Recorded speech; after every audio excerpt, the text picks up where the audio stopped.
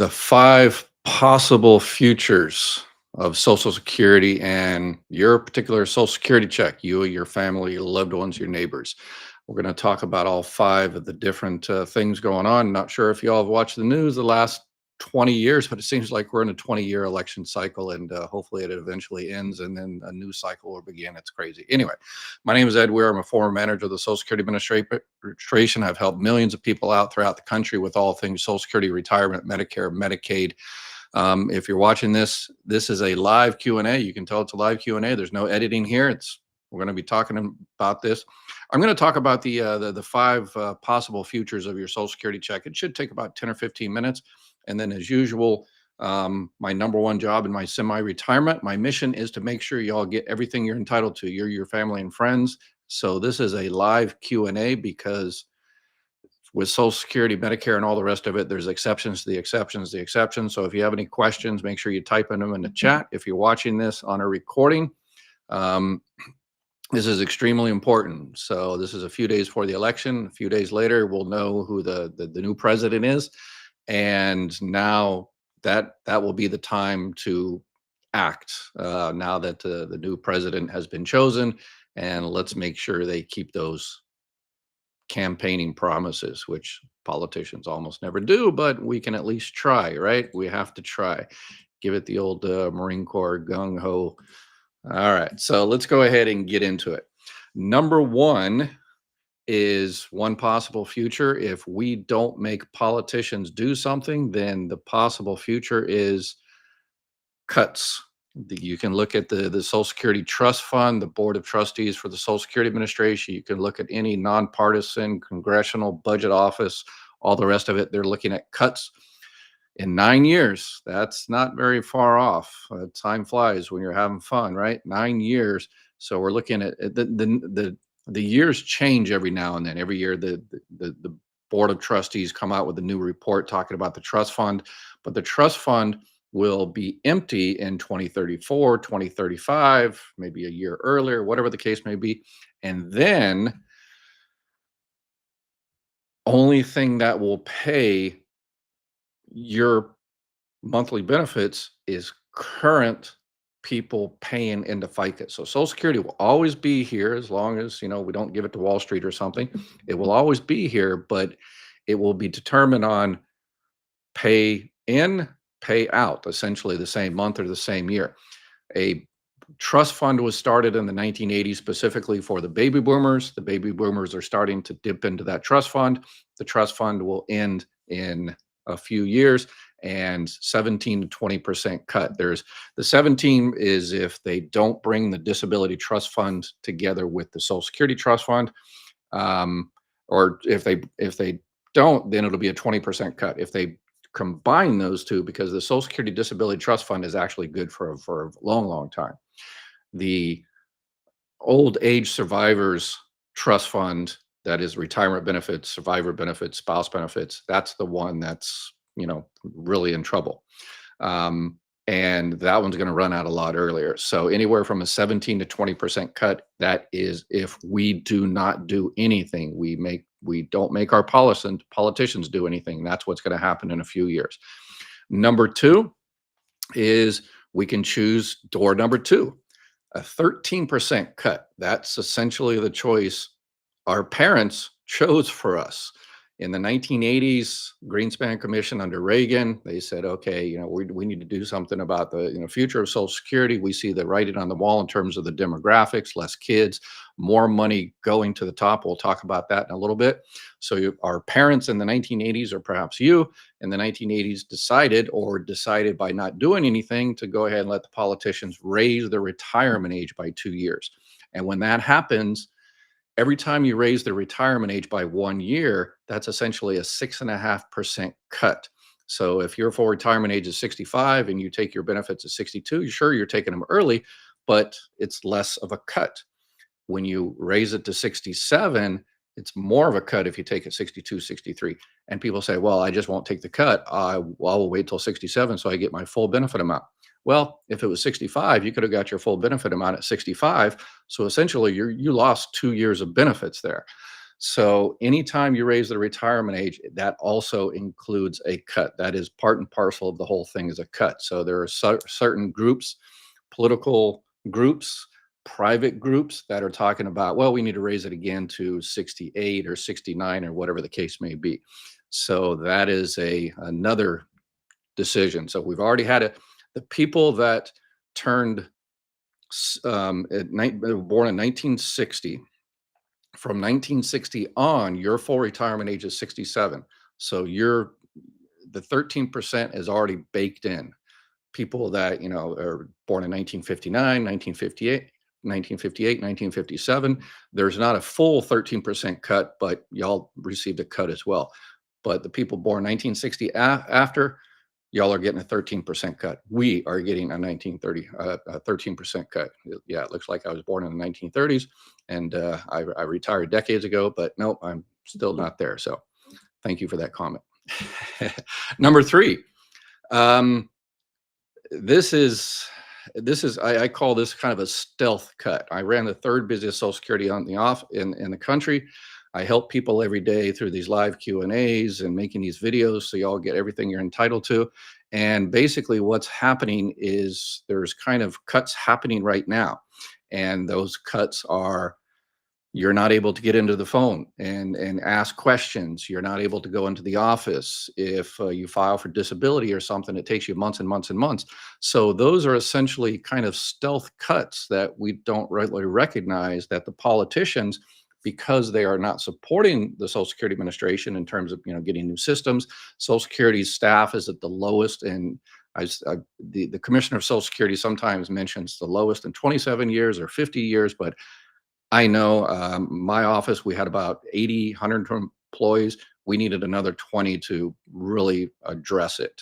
So staffing is a big, big issue with Social Security. Yes, it could be more efficient and everything, but when you're not able to get into the phone, when you're not able to get the correct information, that's one of the biggest reason I'm doing these live Q&As and everything, is get out the correct information. There's a lot of social media people out there that pretend they know Social Security, but they don't know the exceptions. The exceptions, they definitely have never adjudicated a retirement claim or a spouse claim. They haven't read through the 20,000 pages of policy, and they're giving out wrong information, just like, unfortunately, these people at Social Security, they hire new people. They don't have time to train them because the line is down the street. So they put them out the windows and they're giving out wrong information. So, and this also Medicare plans. This is the annual enrollment period between October 15th and December 7th. So essentially the CMS, Center for Medicare and Medicaid Services, is cutting back payments to Medicare Advantage plans. Those are private companies. They're looking to make more money. So they're cutting back plans as well. Close to 2 million people have had their plans canceled for 2025, and or seriously downgraded. So it's important that, number one, we contact our politicians and say, hey, I saw you the other day or last year with your funny big scissors, cutting some ribbon, a new bridge or a new road or something like that. Well, I want you to take those funny clown scissors down to the Social Security Administration at 9 o'clock and see the line all the way down the street and talk to those people and say, how come you're here? Well, I tried to get on the phone. It took me 3 hours and they finally hung up and they gave me the wrong answer. And so get those politicians down there to support their local office. If they can't do anything nationally, at least they can support their local office. And if all politicians support their local office, then it just might help out across the country, right? That backyard type of politics, right?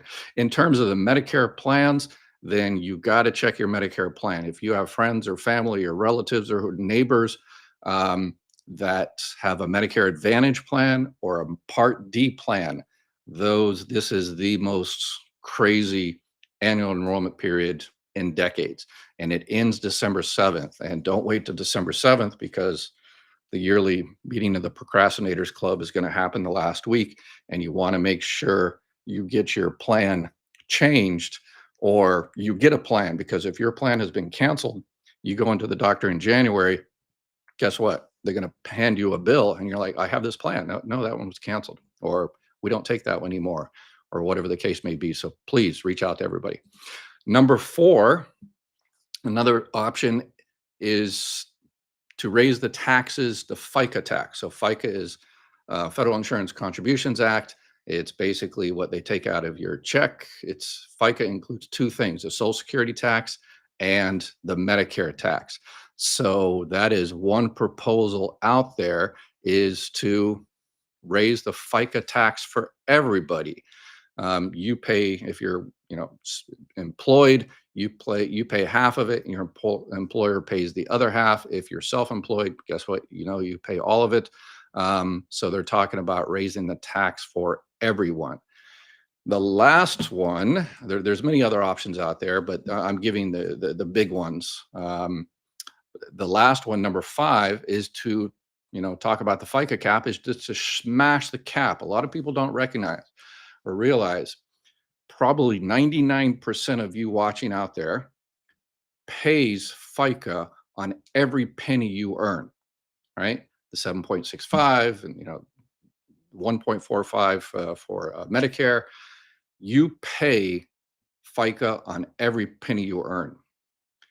If you make for this year, if you make more than $168,600, you don't pay FICA on your Social Security anymore. You pay it on your Medicare. So if you make $1 million, you pay Medicare FICA forever, $2 million, whatever. Well, if you're making that kind of money, you're probably not paying any taxes at all, but we won't go there. But in terms of Social Security, the Social Security part of FICA, you're paying on it every penny. But if you make over 168,600, you're not paying it anymore. Up to 168. Next year, it changed to $176,100. And that's one of the biggest issues right there, is when they set up the trust fund in the 1980s, they miscalculated a little bit. They thought y'all would have more kids. And number two, they didn't think that much of America's income would go to essentially the wealthy and the super wealthy and not be subject to FICA tax. So about 10% of that money is not being, subject to FICA tax. And that's one of the reasons the trust fund is running out so quickly. And we're talking about 17% cuts, 20% cuts. So smash the cap is to get rid of the cap. And, if you're making $2 million or $5 million or $20 million, you're paying FICA on all of it, just like the rest of us schmoes, right? I guess. All right. So those are the five things. Like I said, there's a whole bunch of different things out there. There's a one to just cut benefits in terms of cutting spouse benefits and make it kind of income related. If you're making over X amount of money per year on a 401k or other pensions or working or something like that, then there's not going to be any spouse benefits. That's one proposal out there. But there are many other ones, but I just wanted to go through the top five and throw them out there because we're going to be changing presidents here soon, and we really need to take action. Time is definitely running out. Okay, let's go ahead and jump into the questions. Before I started, somebody had a question about taxes, and I always avoid taxes because I never work for the IRS. And that's why all those people out there on social media that never worked for Social Security and never adjudicated, retirement or spouse claim, stop giving out Social Security information if you don't know what you're talking about. But they were asking about taxes. Social Security does not tax IRS. We're talking about IRS taxes. We're not talking about, $1 for every $2 you go over in early retirement, stuff like that. We're talking about IRS taxes. They don't automatically take taxes out of your Social Security check. You can do that. It's called a W-4V. W-4 is a voluntary withholding. And it's just a small little form. I think they just recently put it online, so you can do it online as well if you're currently receiving benefits. And you can have Social Security withdraw, take taxes out of your Social Security check. I think what the number is like 7%, 15%, or 22%. And people always ask me, how much should I do? Well, that's between you and your tax professional. But you can always change that. What I always recommend when I took, the hundreds of thousands of retirement claims, and people ask me, and I says, well, but you can change it. So if you do 7%, set it up for 7%, and the next year you didn't pay enough, you can just contact us again and switch it to 15%. Or if you do it 15%, and whatever the case may be. So you can play around with it every year until you get dialed in just right. Dee Dee, just wanted you to know that appreciate everything that you are sharing on your YouTube channel. I appreciate that. Thank you for taking the time. Tweety Bird, thank you for your service. You're welcome. Sunshine, is it possible to get my 100% survivor benefit in addition to my retirement benefit that I'm already receiving? Um, Basically, you get the higher benefit amount. You can get 100% of the survivor benefit you're entitled to, whatever that calculation is, because it depends on when your deceased spouse filed for benefits or whether they filed for benefits. But you can get 100% of that if you wait until your full retirement age. There's some survivor benefits are weird in terms of calculations. Sometimes it doesn't increase after 62 and a half if your ex spouse or your deceased spouse took their benefits early. But what happens if you're receiving retirement benefits on your own record? Let's say you're receiving $1,000 of retirement benefits on your own work record, and then you're entitled to surviving spouse benefits, and you're entitled to $1,500. So you'll get $1,500 total. It's just that 1,000 of that will come from your work record, and the other 500 will come from the survivor. So you're technically getting twice, two checks, but one offsets the other. Ryan, if there are any cuts, it will be for the future recipients. We're currently in our 50s. Nope, I wish that was the case. If the 17 to 20% cuts, that's going to be for everybody across the board if we don't do anything.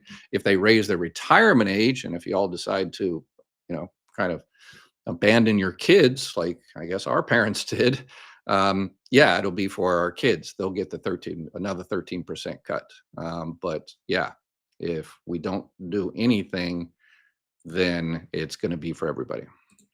Social Security has already been a cut 40+% since 2000 by COLAs, undershooting actual inflation. I don't know about undershooting inflation um, per se, but yes, I agree with you, Stan, 100%. I talked about this several times. I'm going to make another video on it in a few days, I think. Um, the Department of Labor Statistics, they come out with a calculation. They base it on the consumer price index from the third quarter of the previous year versus the third quarter of this year, and they see how much it increases. And this year it increased a whopping 2.5%. So that's all we get for cola is 2.5%. But the problem is they do it on the CPIW, and the W is for workers, younger clerical workers, regular workers. What they should do is do it on the CPIE for elderly, because healthcare is so much more of a cost of living when you get older. Yeah, so if they did it on the CPIE, then our COLA would be 2% more over the last couple of decades, and y'all's check would have been a lot more right now. So yes, Stan, that's another thing we need to do is we need to, I would argue we need to smash that cap. And if us Joe Schmoes have to pay FICA on all of it, I think everybody should have to pay FICA on all of it. And I think they should change the CPI from the W to the E. And so next year would have been a 4.5. This year would have been a 5.2. Last year would have been 10.7 or more, right? 11. So my gorilla math here. So don't, yeah. Anyway. William, I am on SSDI, called local office about a delay of retirement, 8% increase by suspending my benefits. They said I have to put it in writing and 1 month before my full retirement age. Thanks. All right, good deal. Yes. So I am super surprised that they knew what you were talking about. So it sounds like one particular office in the country did some good training for their employees. Yeah, I think my office that I ran, we did more training than probably any other office. But the problem with that is we were so understaffed. When we spend all that money training, that means, or we spend all that time training, then that's time away from adjudicating claims. And so unfortunately, the claims in our office took a little bit longer to adjudicate because we were in training, but at least they were correct when we did adjudicate them, and we gave out correct information and people didn't lose benefits. So it's kind of I always say it was kind of a whack-a-mole situation. And that's another thing. If you contact your local politician and you say, hey, it takes the phones, the local office isn't picking up the phones, and then the politician, be careful of this, the politician will call up and say, hey, y'all need to pick up your phones. And then what happens is there's three whack-a-moles in Social Security offices. It's the phones, the wait time in the lobby, and time to get your claim adjudicated, get your money. So those are the three things that district managers and regional managers and everything, they just whack that mole. So politicians, you need to do your phones. Okay, well, then the line is going to be twice as long out the door every day, and then we're not going to be able to get people the money in time. We'll pick up the phones, but we'll take resources from these two and we'll put it over here. We'll take resources from this one and put it here. So just a whack-a-mole situation. So that's a partial band-aid that we really need to address. So but good on Williams. Basically what the thing is, if you suspend your benefits, it's called voluntary delayed retirement credits. So you've been getting benefits from retirement benefits or disability benefits or whatever the case may be, and then you're about to hit your full retirement age. You can actually stop those benefits, suspend those benefits voluntarily to get those delayed retirement credits, and all the way up to 67 years old. That's 8% every year. Your benefits will increase. So if you were receiving $1,000, then you would get an extra 24%. So $1,240. So, all right, really working my head today with this math. Just wanted to say, that your videos are very much appreciated. You're doing an excellent job. Thank you for everything you're sharing. Yeah, I appreciate it. Thank you very much. Please make sure you share. I can't do this without y'all. I can sit here every single day and just, blabber on. People say that's what I do anyway, but it doesn't matter until y'all share, subscribe, like, and all that kind of stuff. We have to teach these stupid computer algorithms that this information needs to go out to people. Jackie, my name was changed on my SS card when I got married. I changed my last name and they shortened my first name to Jackie, not Jacqueline. She asked me in a phone call if that is okay, if they could proceed. Yeah, it really depends if that's what you want to use. But if it's going to mess you up in terms of the IRS or anything like that, then you might want to get it changed to your official name. But yeah, a lot of people do, kind of abbreviate. My name is Edgar, but I use Edgar. But everywhere else, I just Dr. Ed or Ed. The only reason I got a PhD is so people would stop calling me Mr. Ed. If you're of a certain age, you'll get that joke. But yeah, if you want to go ahead and change it back to officially to Jacqueline, you can do that. You just have to take your original birth certificate down there, fill out an SS5. That's the application for a Social Security card, and they will just change it. You'll get the same. Obviously, you'll have the same Social Security number. It'll just be a different name. So easy, easy, easy. But if that's what you want to be Jackie, then Jackie you shall be. All right, somebody answering questions there.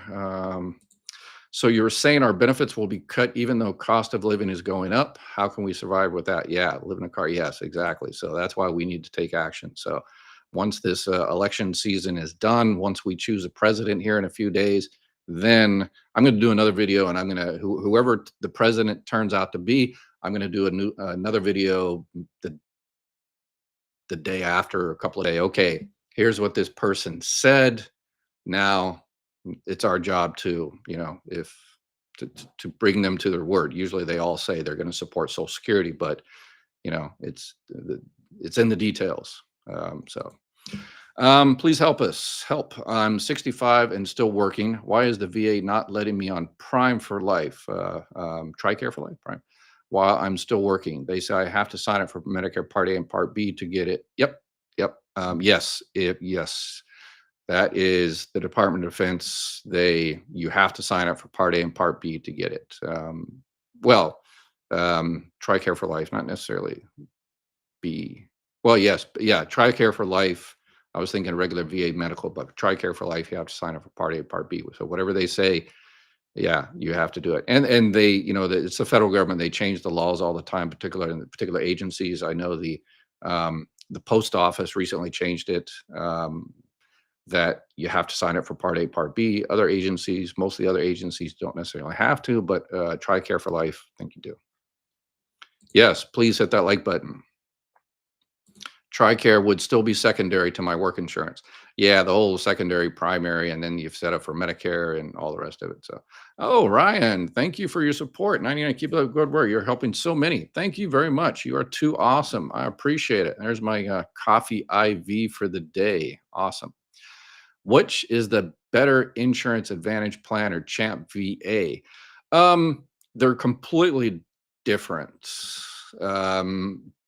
Champ VA, you or your loved one served in the military, so you kind of already paid for that. Medicare Advantage, a lot of those are zero premium plans.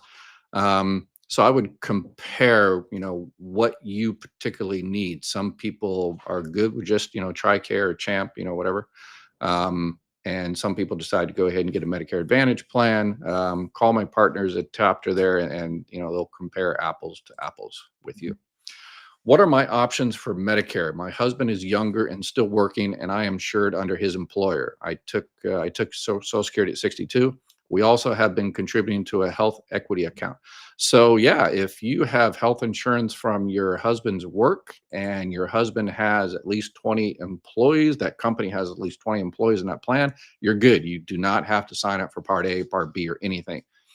If you're already taking your Social Security, then unfortunately, once you turn 65, they will automatically enroll you in Part A and Part B.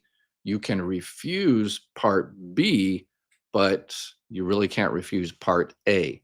So if the health equity account, or you're talking about the health savings account type thing, then you get tax benefits from the IRS for having a health savings account. But if you have Part A, you have to stop contributing to that health savings account 6 months before your Part A starts. So in terms of Part B, yeah, 100%. If you have health insurance from work, 20 or more employees, you're happy with it. It's not crazy expensive, or it actually covers stuff. Your employer is not making you sign up for Part A, Part B. Sometimes they do that because they're trying to save money, whatever. Yeah. Tracy, smash the cap. Yes, I agree 100%. That's what I recommend as well. Um, if cap smash, do they get higher benefit? Yeah, a little bit, but they won't. See, the benefit amount for everybody, it's regressive, or progressive, actually, progressive. So how they determine your benefit amount, whether it's retirement or spouse benefits or survivor benefits or disability, any of it. Well, disability is a little bit different, but they base it on the high 35 years of earnings. So the high 35 years, they take it and they index it for inflation, for essentially today's dollars, and they get an average monthly, how much you made average over those 35 years on a monthly basis.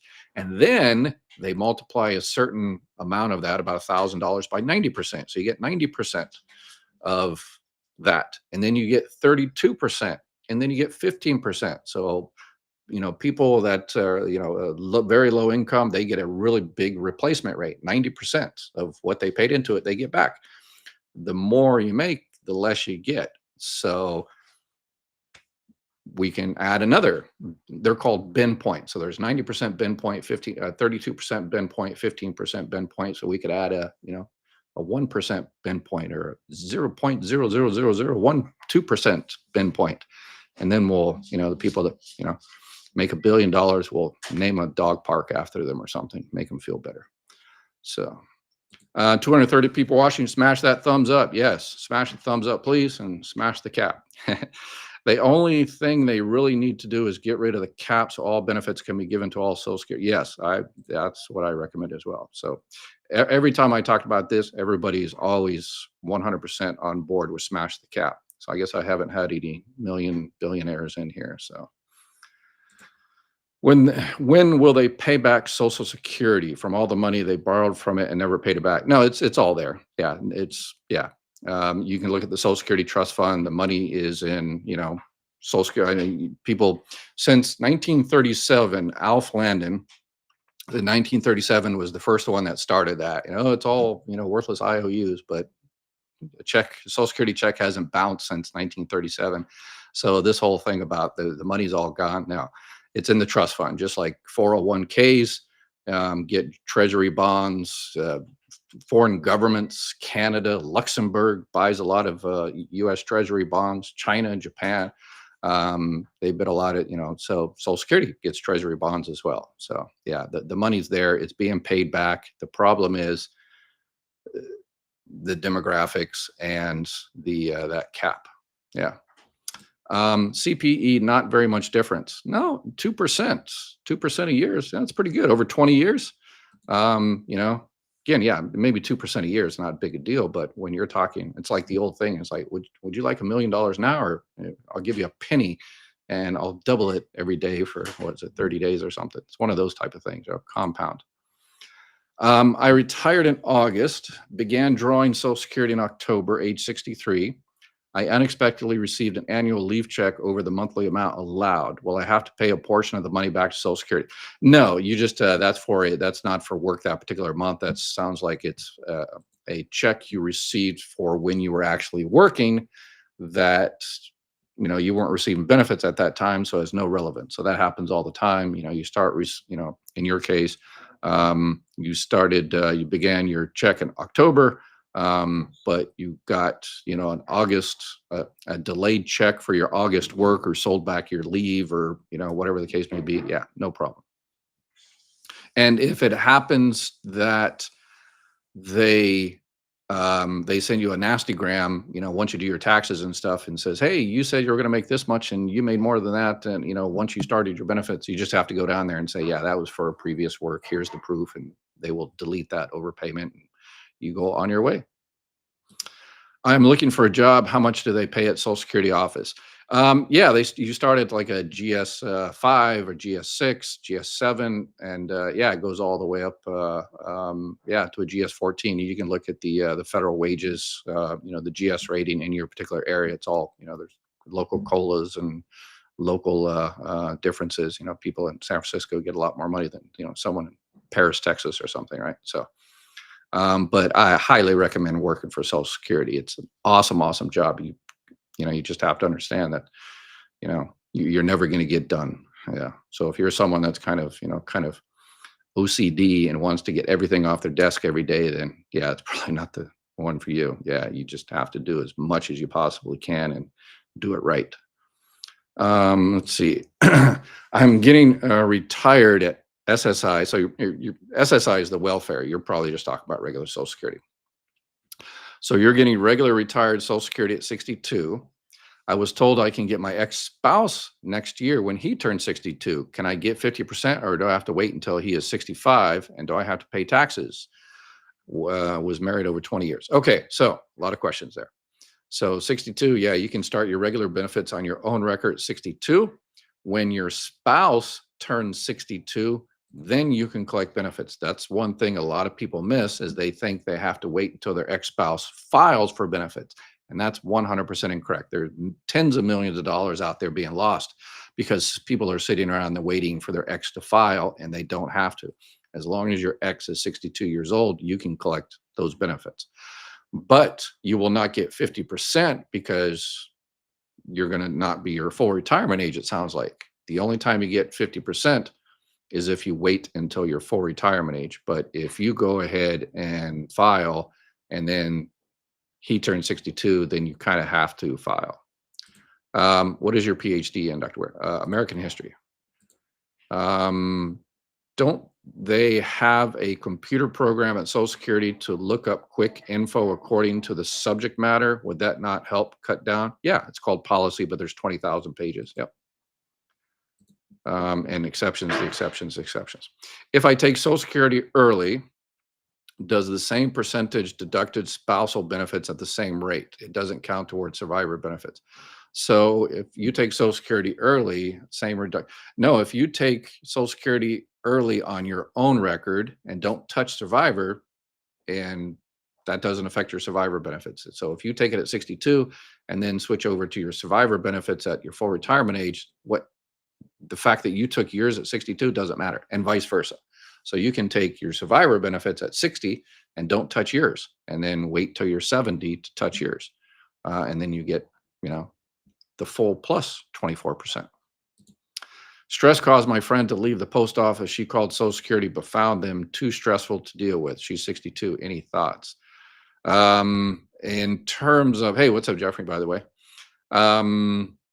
She called Social Security to find that. Yeah, in terms of filing, so it sounds like she's filing a retirement claim. Yeah, she can just, if she wants to just go ahead and pull the trigger and file, then she can go online. But as I always say, if you don't like the local office for some reason, but there's another office around you, then go to that other office. They will give you a hard time for a second. They'll say, this is not your area, your zip code. You go to another office. And as I always say, does it say Social Security Administration on the outside of the building? Yes. All right. Well, this is my office. Shut up and do your job. So that's why one of my offices, one of the third busiest, is because, yeah, other office people used to come to our office because we had awesome customer service. I am on Social Security, started at 65. I am also disabled and now unable to work. Can I also collect SSDI? Um, Yes, you can definitely file for it. Once you hit your full retirement age, which 65 is not your full retirement age, obviously, then it'll be switched back to regular retirement. But if you file for disability, and depends when they determine your disability to begin, yeah, that could increase your Social Security benefits. So yeah, if you're unable to work because of your disability and your disability is going to last 12 months or longer, 100% file for those benefits. You paid for them, go get them. What was William meaning about being on SSDI and delay of retirement 8% increase by suspending benefits? Yeah, I think I explained it. The delayed retirement credits, voluntary delayed retirement credits, and as I mentioned, also that he went into an office um, that actually knew what he was talking about, which was very, very rare in this particular case because not many people do that. I am going to put the reference number down in the bottom of the chat there. It's called VDRCs, uh, voluntary delayed retirement credits. And you can read it, but it's pretty, it's legalese. But if you're thinking about that and you want to go down there and actually check it out, then I would definitely take that reference because there's a very, very, very good chance the people at the front windows are going to, look at you crazy and until you show them that reference, and then they'll disappear in the back for 10 minutes and they'll come back and say, wow, I learned something new. Let's see. Yes, so you can suspend your benefits at your full retirement age and restart at 70 and with the other 24%. Will disability benefits be cut if they do not merge that trust fund? I'm not worried unless Congress does something to the different trust funds. Yeah, the disability trust fund is actually doing very, very well. It's going to be around for a while. The two issues are the Social Security trust fund in terms of retirement, survivor, spouse benefits, and Medicare. Part A. Part B, Medicare Part B is good because they just determine how much they need by raising the Part B premium every year. But Part A, yeah, something needs to be done about that as well. And again, there's so many cuts going on out there and people losing their plans. So please, yeah, if you have a Medicare Advantage or a Part D plan, there's a bunch of changes. There was an Inflation Reduction Act thing. Medicare is starting to pay these companies less. The companies are having more obligations, and the CEO and the board of directors need yachts, and so it's putting the hurt on everybody out there with Medicare Advantage and Part D plans. So close to 2 million are being canceled, and a whole bunch more are being downgraded so much that if you actually looked at the fine print, you were like, I'm canceling you. So you just find another plan that even with the same company, people don't realize, maybe the same company you have has 2, 3, 4, 5, 6 different versions of their plan. So you're like, oh, I like that company. Okay, perfect. We'll keep it. And just find a different version of that plan, instead of, a Chevy Corvair, get the Chevy Corvette version of that, right?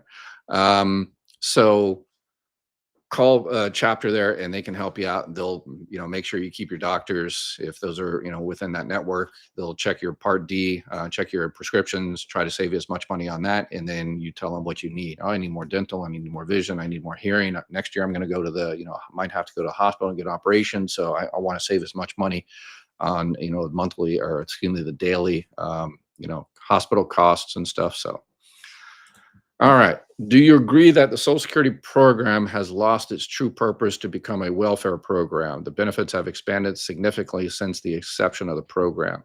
Yeah, I mean, they added spouse benefits. So yeah, I mean, Social Security has been the most successful program in world history, probably in terms of, helping people, get out of poverty alleviating program. Again, American historian. And all you have to do is, the Great Depression, the 1880s and stuff. And yeah, it was really bad until Social Security came in. So it's not perfect. We have to tweak it every few years, and now's the time we need to tweak it. But yeah, yeah, people that smash the cap. That's yeah. So, but yeah, there's and that's one of the proposals is making it income based, and there one particular committee was talking about that, and the first focus was on spouse benefits. So if you're receiving spouse benefits, and you're also making, I forget what the number is, $100,000 from a pension or something like that, then you won't receive those spouse benefits anymore. So that's one proposal. But remember the old schoolhouse rock. It's just a bill. It's not in a law until it goes through that song. Vicky, when you're on disability and reach your retirement age, is Social Security supposed to hold back a month of when you get your benefits? Hey, Vicky, thank you for asking that again. I think you asked that before we started, and I think it disappeared. So thank you for coming back. Um, no, no, they shouldn't have hold back a month of benefits. What happens is when you're on disability and you reach your full retirement age, then your disability benefits are automatically switched to regular retirement benefits. And people don't even recognize the switch because the benefits amount stays the same, and you get the same direct deposit and everything, but you are now free. You don't have to worry about work limitations. You don't have to worry about those crazy continuing disability reviews. You're completely free. You can do whatever you want. Social Security doesn't care what you do. But no, it shouldn't jump a month. No, so something happened there. So I would call Social Security and say, hey, where's my check? And they'll put a trace on it and see what's going on. For all of us and future generation, please pay your fair share. The working people do. Thank you for all you do. Yes, I agree. I agree. So if we have to add another bin point, 0.1%. So, Bezos can get an extra, $17 in his Social Security check, which he won't care about. Then yeah, then we'll do it. So the more money I pay into Social Security, the less I will get. The more money you pay into well, yeah, if you're making over 168,000, if they smash that cap, then yeah. But right now, yeah, it is a progressive 90%. But what it is it's around a 45-46% replacement rate. So if your average earnings over years with $10,000 a month or something, then your check would be $4,600. So yeah, it's an average replacement rate of about 44, 45, 46% or so. It's the people that in the 1980s, they decided to go ahead and, because the people that have a really low average earnings throughout their life, $1,000 or something, because they, whether they were sick or, low income or whatever the case may be, then yeah, they get pretty much a 90% replacement rate. But, even that is, not very much, $900 or something. Yeah, it's not going to do very much nowadays. So, let's see, what mean 40 point for Social Security and how many years can get that? So yeah, 40 quarters of coverage. So if you get 4 quarters of coverage every year, and you have to work 10 years into Social Security to be insured for Social Security. If you get approved for SSDI, is it the full retirement age amount? Yes. If you get approved for SSDI, it's Social Security disability insurance. You get basically your full amount. But if you get approved for disability at 55, and as soon as you get approved, you look at you go into SSA.gov and set up a My Social Security account, which I recommend everybody do, then you will see that your benefit is $3,000, and then you get a check for 2,200, and you say, wait, Ed said I would get the full. No, because in your earnings record online, it projects further. So if you're 55 and you're making about $50,000 a year, what it does is says, okay, you're probably going to make about $50,000 over the next 12 years.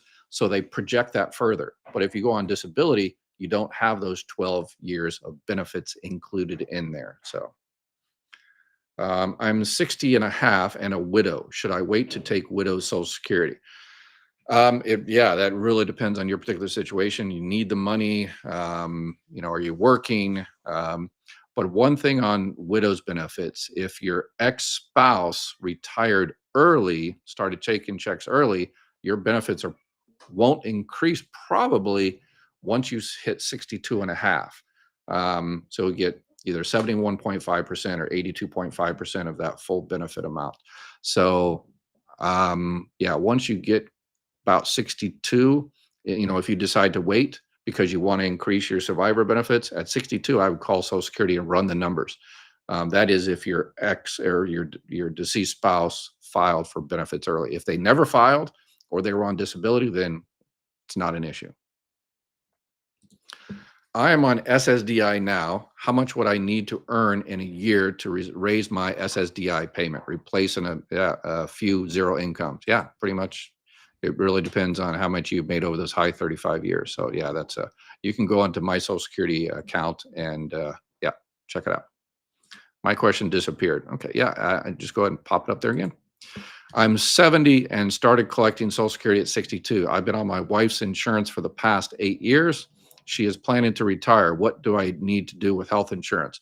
Well, so it sounds like you did the right thing by not signing up for Medicare um, because you had health insurance from work or your spouse's work.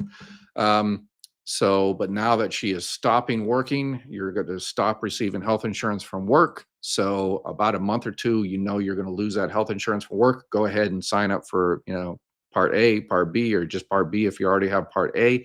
And then you need to decide how you're going to cover all the gaps because there's a lot of gaps in original Medicare. The big one is Part B. With Part B, if you go to a doctor and get $100,000 Band-Aid, then you have to pay $20,000 of that. Medicare pays 80. You are obligated to pay 20%. So that's why people get a Medicare supplement plan or a Medicare Advantage plan, and it really depends on your particular situation. If it's in your budget, I recommend a Medicare supplement, a Plan N or a Plan G. If it doesn't fit within your budget, then a Medicare Advantage. You just have to keep up on those a lot more. An hour a year. You have to, review your plan and make sure you're in the best plan and get someone that's completely neutral, like my partners at Chapter Medicare. That's why they're my partners, because their advisors are completely neutral. They don't care which plan you sign up for, even if their company doesn't make money on it. That's the thing that kind of nailed it right there when I was interviewing agencies throughout the country to help y'all. That's the one that knocked it out of the park. They were the Freddie Freeman of, yeah. All right.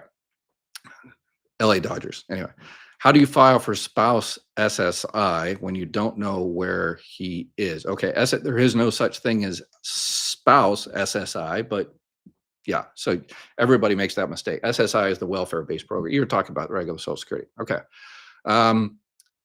Doesn't matter. If you're 62, at least 62, you're receiving benefits on your own record. Perfect. And if your he is at least 62, then you call Social Security and you say, hey, I want to file for a spouse claim. And if they say, well, he hasn't filed yet, and you're just like, well, that doesn't matter. I can still file because he's at least 62. And how do you find out? You just give them his name, his date of birth as well as you know it, and the city and state he was born as well as you know it. And I've done that. I've gotten, it's sometime in the mid 60s, and I think somewhere in northern Texas, and I was able to find the Social Security number. So if the person can't find the Social Security number, they suck at their job. So just call back and get someone else. And they will find the Social Security number, and they will look to see if your benefits have to be less than his benefits, less than half if he's still alive. If he's deceased, then if it's $1 more, then you can get it $1 more. And if there's more benefits in there, they will schedule you an appointment and get you your money. I would like a consultation. Would you be able to figure my retirement amount with this consultation? I don't do manual computations. There's some companies out there that charge you $300 or $400 for a retirement manual computation, and I've seen those, and they all are terrible. They're just useless. So yeah, if you go on to SSA.gov and you get it for free, go right to, but you never get the definitive amount because those are all estimates. It doesn't do the COLA, and maybe your earnings record is incorrect. You'll get the 100% definitive number once you file a claim. And if you disagree with it at that time, then you file an appeal. How accurate is the Social Security benefit estimator calculator on the Social Security website? Assuming projected future income and retirement date are accurate. Would the estimate be accurate? Yeah, yeah, yep. Pretty darn good. It doesn't obviously take COLAs into account and stuff like that. But yep, if your future projected earnings are right on spot, then absolutely. What do I need to qualify for survivor benefits? I am 60 years old and cannot find a job. So survivor benefits had to be married to the deceased. If it was divorce, you had to be married to them for 10 years. If you were married when they passed, you had to be married to them for 9 months, at least 9 months. There's a few exceptions if they were, died in an accident or they were active duty in the military. Then, if it was divorce, for instance, then in terms of documentation, you'll need the marriage certificate and the divorce decree. And somebody yesterday left a message that they were helping a friend and to get spouse benefits, and the friend was saying she couldn't get spouse benefits because it said on the divorce decree that she can't get spouse benefits, Social Security spouse benefits. And nice try, but that doesn't work. Social Security doesn't care. They don't read the divorce decree like that. When you provide a divorce decree, they look at the plaintiff and the defendant of the two names, and they look at the date of divorce. They don't look at anything else. It's none of their business. So if it says, on page 4, you're never going to get my Social Security benefits, Social Security employee would just look at that and laugh. Yeah. So again, I've done it hundreds of thousands of times, and names, date of marriage, names, date of divorce, 10 years. Okay, here's your money. That's it. Easy, easy. And you might need your birth certificate. If you were born in the United States and your name and everything is correct, you won't even need your birth certificate. All right. I'm on SSDI for physical reasons, getting severe back problems, which led to mental problems. Why is our tax money going to? Okay, yeah. So yeah, they illegal undocumented aliens workers pay billions of billions of dollars into the Social Security Administration, so into Medicare, and that they will never get back. So thank you for the contributions. You're a wonderful resource for many people. Thank you, thank you, thank you. Thank you for your information and transparency. You're truly a wonderful teacher, well spoken and clear. Oh, thank you. I appreciate it. Sometimes I talk too fast, but I got so many questions, so I apologize. I think there's a little button on YouTube where you can slow me down, and I'm sure I sound pretty weird. If I have more than normal, if I have 454 report due for SSDI sent November 4th, but need more time, can I send it in a few days late, or will they ding me? It's only the first form that's sent out. Clearly anxiety issues. Yeah, Social Security, that's one thing they do very, very well, is stress people out about those CDRs, the continuing disability reviews, which you're doing there. Yeah, it's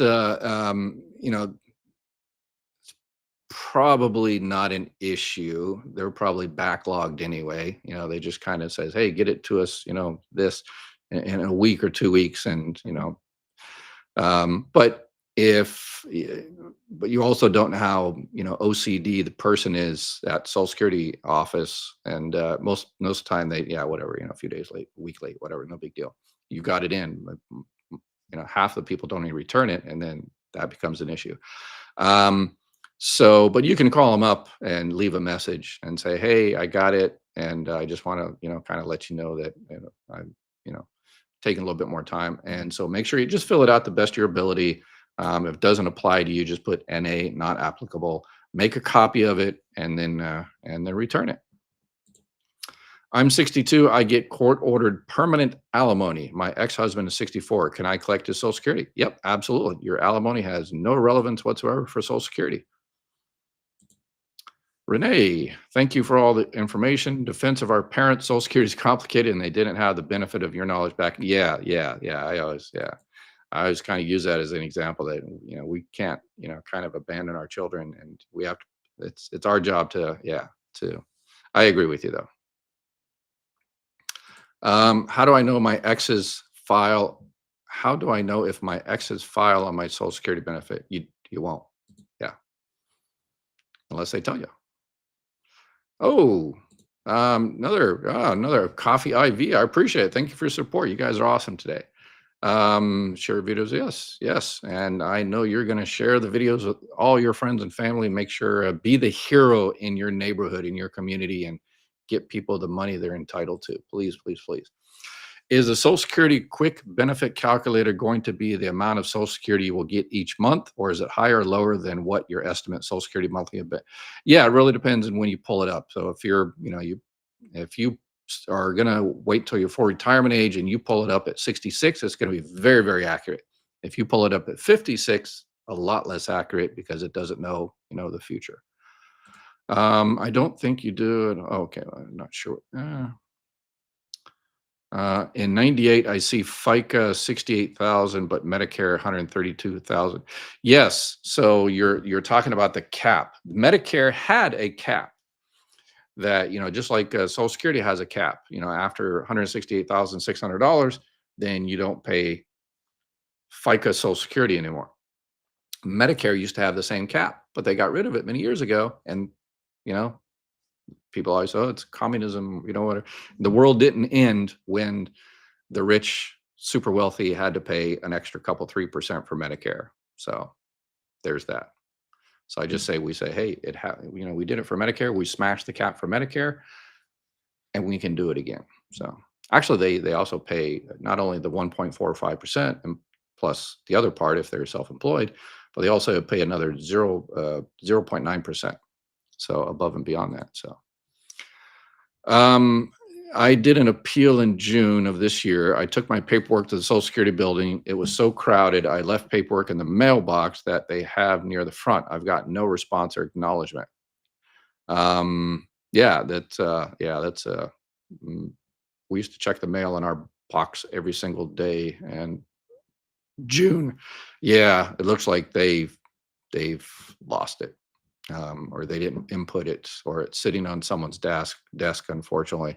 So yeah, you really need to reach out to that particular office or call the 800 number. They will be able to look at it on the system. I'm not sure what kind of appeal we're looking at. Are we looking at, is it a disability denial? If it's a disability denial, those take 6 or 9 months, but at least you should have received some type of acknowledgement. So yeah, you need to reach out. Someone lost it or didn't do the right thing. June, that's unsatisfactory, as we used to say in the Marine Corps. Thinking about taking an early retirement, this will mean that I don't contribute for the last 2 years that I plan to work. Will this drastically reduce my Social Security benefit? It really depends on your other high 35 years of earnings. Yep. If ex-spouse takes Social Security at 62 and I wait till 67, will my ex-spouse amount be less? No, no. If your ex-spouse, it takes their Social Security at 62, their own, and then yours. And yeah, so it doesn't matter when you file because their benefit amount is based on your work record. But if you're continuing to work and paying more into Social Security, and that increases your Social Security monthly benefit, it will also increase their monthly benefit. William, if a spouse is 60, what is the amount of survivor benefits for them if their spouse was collecting 70 max retirement before passing away? Then the spouse also gets the delayed retirement credits.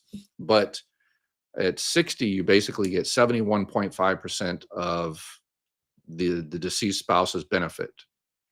So which includes the delayed retirement credits. So if your benefit at 67 was $1,000, they get 71, $710.50, right?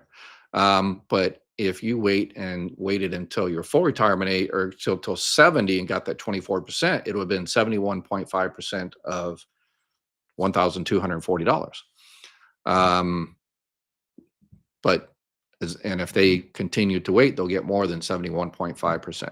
So, and if they wait until their full retirement age to survivor benefits, then they will get 100% of what you're receiving, including the delayed retirement credit. I am 67, make 96,000 a year, and will be going on Medicare Part B. How much will my Part B cost? $174.70. Because if you're single and if you're making over 103,000 2 years ago, then there's an extra Part B premium, but you're 96,000, so you should be good. Let's see. All right, we are over an hour. Now let's see here. Oh, got Penelope answering questions. Awesome. Appreciate it.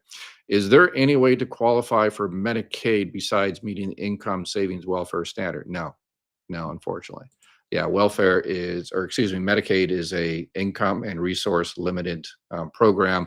So you file through the state.